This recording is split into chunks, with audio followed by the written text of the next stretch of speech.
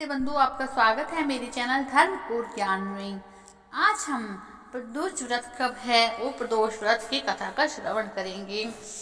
तो यह प्रदोष व्रत 2023 का साल के आखिरी महीने का पहला प्रदोष व्रत है। व्रत और त्योहारों में प्रदोष व्रत का विशेष महत्व होता है। प्रदोष व्रत करने से जन्म जन्मांतर के चक्र से मुक्ति मिलती है और व्यक्ति मोक्ष मार्ग पर आगे बढ़ता है। प्रदोष व्रत करने वाले व्यक्ति को उत्तम लोक की प्राप्ति होती है। हर मास की त्रयोदशी तिथि को प्रदोष व्रत रखा जाता है। प्रदोष व्रत भगवान शिव को समर्पित है।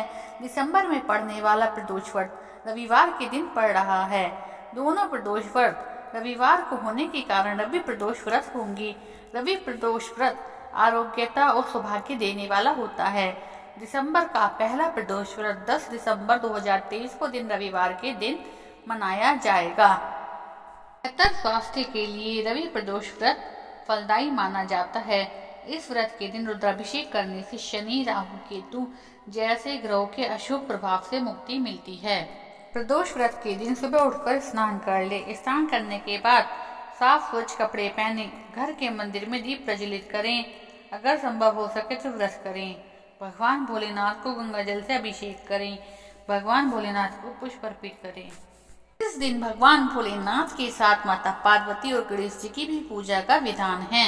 अब हम प्रदोष व्रत की कथा का श्रवण करते हैं। एक ग्राम में अति दीन ब्राह्मण निवास करता था। उसकी साध्वी स्त्री प्रदोष व्रत किया करती थी। उसे एक भी पुत्र रतन था। एक समय की बात है, वह पुत्र गंगा स्नान करने के लिए गया।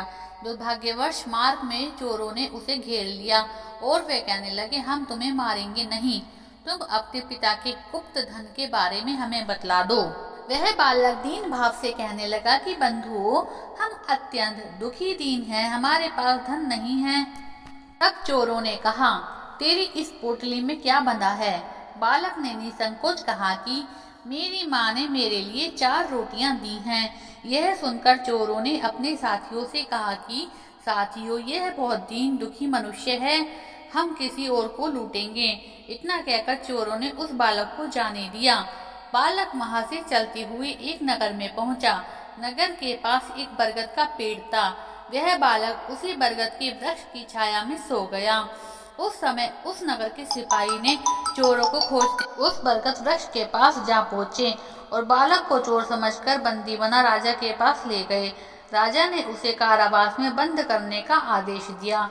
ब्राह्मणी का लड़का जब घर नहीं लौटा तो उसे अपने पुत्र की बड़ी चिंता हुई। अगले दिन प्रदोष का व्रत था। ब्राह्मणी ने प्रदोष व्रत किया और भगवान शंकर से मन ही मन अपने पुत्र की कुशलता की प्रार्थना करने लगी। भगवान शंकर ने उस ब्राह्मणी की प्रार्थना स्वीकार कर ली। उसी रात भगवान शंकर ने उस राजा को सपन में आदेश दिया कि वह बालक चोर नहीं है, उसे प्रातःकाल होते ही छोड़ दे, अन्यथा तुम्हारा राज्य वैभव सब नष्ट हो जाएगा।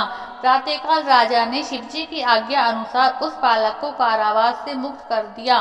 बालक ने अपनी सारी कहानी राजा को कह सुनाई। सारा वृतांत सुनकर राजा ने अपने सिपाहियों को उस बालक के घर भेजा और उसके माता पिता को राज दरबार में बुलाया।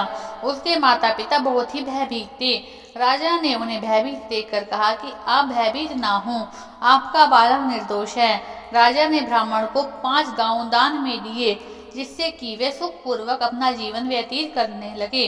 इस तरह ब्राह्मण आनंद से रहने लगा। शिवजी की दया से दरिद्रता दूर हो गई।